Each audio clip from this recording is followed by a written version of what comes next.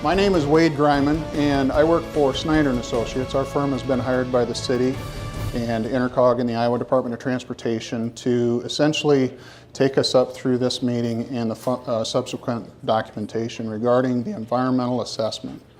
The purpose of this meeting tonight will be defined in this video that we're about to show, but first off, I'd like to thank everybody for coming tonight. Your input is very important, especially as we get into the final design phase moving forward. That is essentially the next step. After the video, we're going to allow people to come up and make a presentation or to add comments. We ask that you hold it to 3 minutes, and I've got my little timer here, so we'll make sure that everybody gets an opportunity to speak. And for those of you who have actually signed in and indicated that you did want to speak, Lee's going to bring me those names here shortly, and we'll get to you right after this video. So, welcome to the West 1st Street, Iowa 57 public hearing. The following is a presentation to review the environmental assessment recently completed for this highway corridor. The study is necessary to comply with federal project development guidelines. This project started in 2012 when the City of Cedar Falls, Iowa Northland Regional Council of Governments, or Intercog, and the Iowa DOT completed a corridor study to review traffic flow. That corridor study did not include the environmental components needed for federal funding. Tonight, this public hearing will explain the purpose and need for the project. We'll take your input on the signed environmental assessment, or EA, and we would like your input on the project's impacts that this study has determined to be minor, legally referred to as de minimis.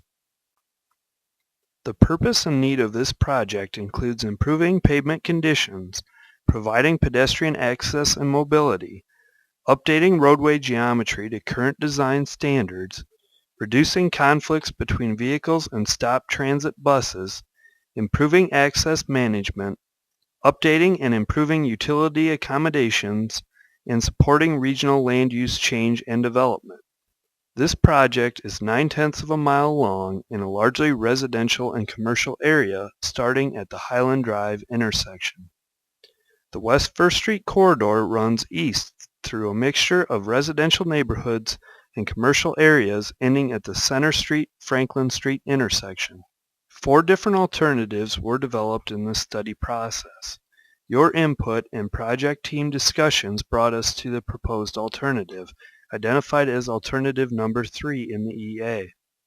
This alternative maintains traffic flow around stop transit buses and is designed with the Iowa DOT preferred roadway design standards. The EA document does not require final design to match the current proposed alternative. The EA looks at the footprint for impacts and specifies requirements to meet federal guidelines. The project's effects on public recreational areas and historic sites must be considered and documented in the EA. The purpose of the Section 4F Federal Code is to protect these types of resources from being permanently converted to transportation use. We have determined that the impacts of this project on these resources are minimal. A de minimis impact means that the effects on public parks, recreational areas, or wildlife and waterfowl refuges are minimal, or that the project will have no adverse effect on historic sites, or that no historic properties will be affected. The following table summarizes those minimal determinations. The table lists Cedar Falls historic sites that will be affected by the project. The chart indicates that the effects to these historic sites will also be minimal. The EA document finds this project is necessary for safe and efficient travel within this corridor.